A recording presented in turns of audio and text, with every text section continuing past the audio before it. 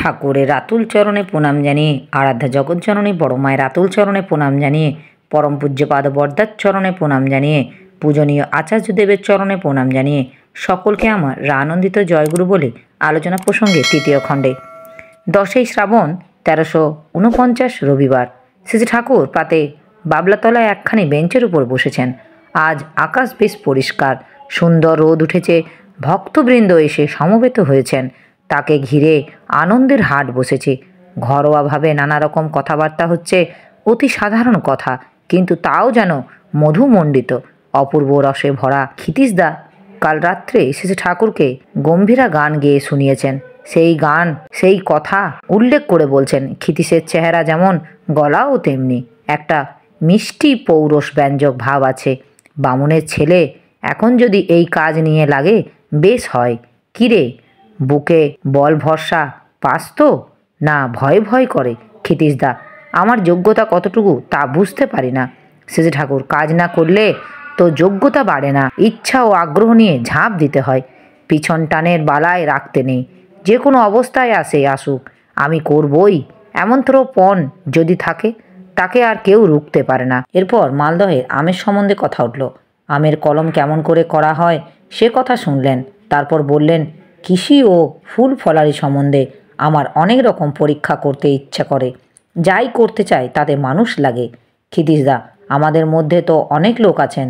শ্রী ঠাকুর, সহজাত সংস্কারওয়ালা মানুষ লাগে, নইলে সবাইকে দিয়ে সব কাজ হয় না। দীনবন্ধু পাল দেখিয়ে বললেন, ও যেমন ব্যবসা করে, ব্যবসা সম্বন্ধে ওর একটা ঝোঁক আছে, তাই করে, আর এর ভিতর দিয়ে 2 পয়সাও পায়।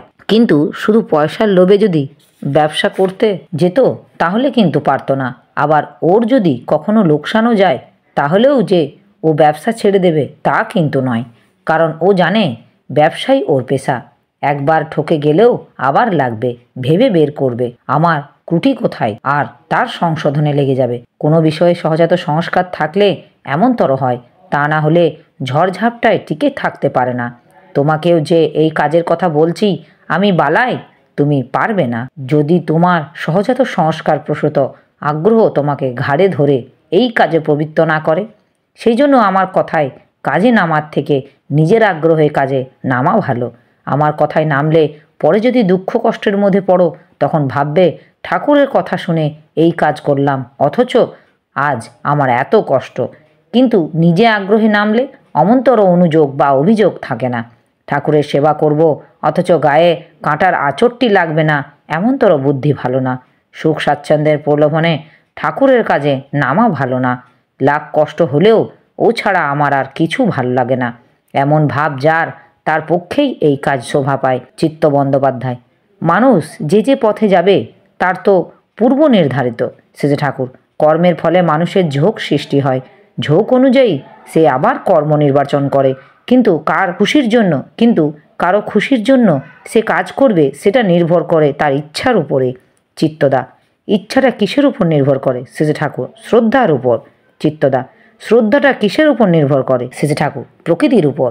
প্রকৃতি মানে প্রকৃষ্ট করা, সেদিক দিয়ে মানুষের পূর্ব কর্ম তাকে অনেকখানি পরিচালিত করে, কিন্তু কর্মের মোড় ফিরিয়ে দেবার ক্ষমতা মানুষের আছে, তাই তার ভরসা অনন্ত। বিল্বমঙ্গল যে মন দিয়ে একদিন চিন্তামণি করে পাগল হয়েছিল, ঝড় জলের মধ্যেও মরা ধরে নদী পার হয়েছিল, সাপের লেজ ধরে বাড়ির দেওয়াল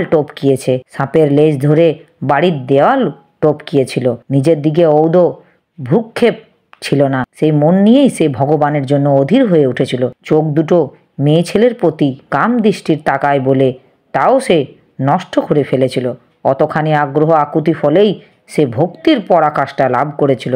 ভগবানের সান্নিধ্য সে সর্বদাই অনুভব করতে পারত। একদিন সে চিন্তামণির প্রতি আসক্ত ছিল বলে কিন্তু তার জীবনে চরিতার্থ লাভে কোনো অন্তরায় ঘটেনি। আর চিন্তামণি বারাঙ্গনা বলে তার প্রতিও কিন্তু তার কোনো ঘৃণার উদ্রেক হয়নি। চিন্তামণি পরে যখন বৃন্দাবনে দেখা করতে গেছে কতখানি শ্রদ্ধার সঙ্গে সে তাকে অভ্যর্থনা জানিয়েছে। নাম শুনলেই বলে কিনা, চিন্তামণি আমার প্রেম শিক্ষাদাত্রী। বিল্বমঙ্গল এই নীতিবাদীর মতো চিন্তামণিকে ত্যাগ করলেও কিন্তু চিন্তামণি সম্বন্ধে এই উক্তি করতে পারত না। চিন্তামণি বলেছিল, তুমি আমার প্রতি যতখানি ভালোবাসা উজাড় করে দিয়েছ, ভগবানের জন্য যদি এরকম দিতে পারতে তাহলে তোমার জীবন সার্থক হতো। আমার এই হাড় মাংসের খাঁচায় এতখানি ভালোবাসা অর্পণ করে তোমার লাভ কি হবে? গিরিশ ঘোষের যে সুন্দর ভাব ভাষা তা আমার মনে নেই। আমি আমার মতো করে ভাবটা প্রকাশ করেছি। যাই হোক, ওই কথা বিল্বমঙ্গলের মন ঘুরে গেল। সে বেরিয়ে পড়ল ঈশ্বরের সন্ধানে। চিন্তামণির প্রতি তার সেই নিজের কৃতজ্ঞতার কথা ভুলতে পারেনি। আর ঈশ্বর প্রেমে মন তার এতই পবিত্র যে অপবিত্র বলে কিছুই ভাবতে বা দেখতে সে ভুলে গিয়েছে। তাই চিন্তামণিও আজ তার কাছে কত পূর্ণ, কত পবিত্র।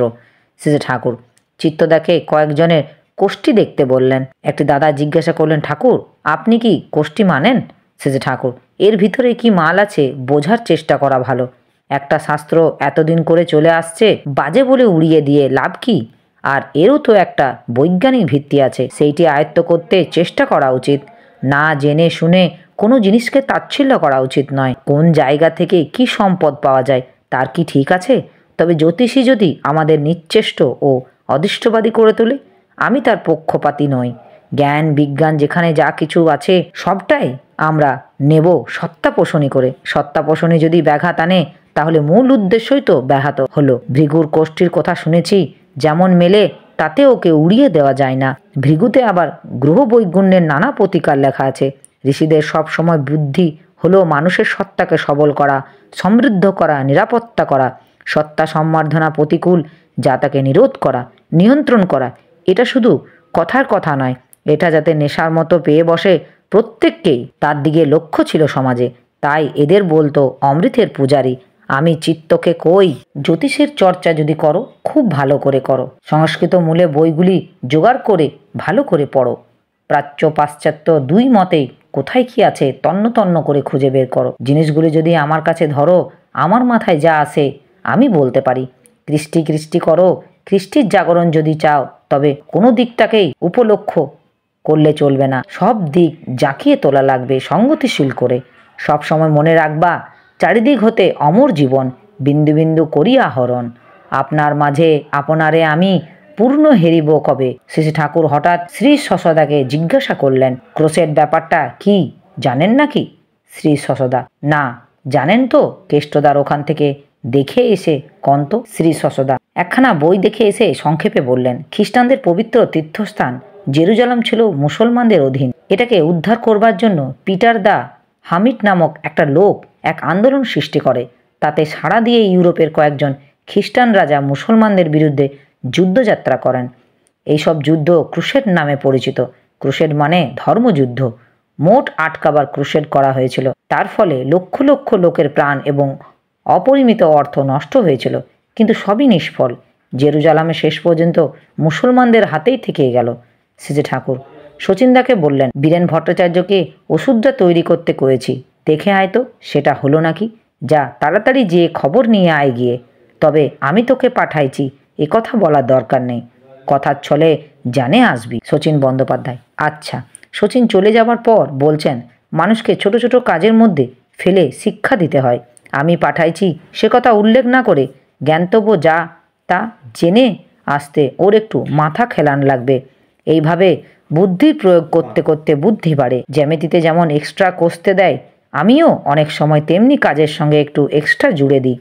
একজন হয়তো বিশেষ কাজ নিয়ে কলকাতা যাচ্ছে একদিনের জন্য, কালই ফিরতে হবে তাকে। তার মধ্যে বলে দিলাম, পারিস তো একটা ভালো পার্কার ফাউন্টেন পেন জোগাড় করে নিয়ে আসিস। বাজারের সর্বোত্তম যে কাজে যাচ্ছ সেই কাজ সেরে তার মধ্যেও আবার টাকা জোগাড় করে অল্প সময়ের মধ্যে দেখে শুনে একটা ভালো কলম আনতে।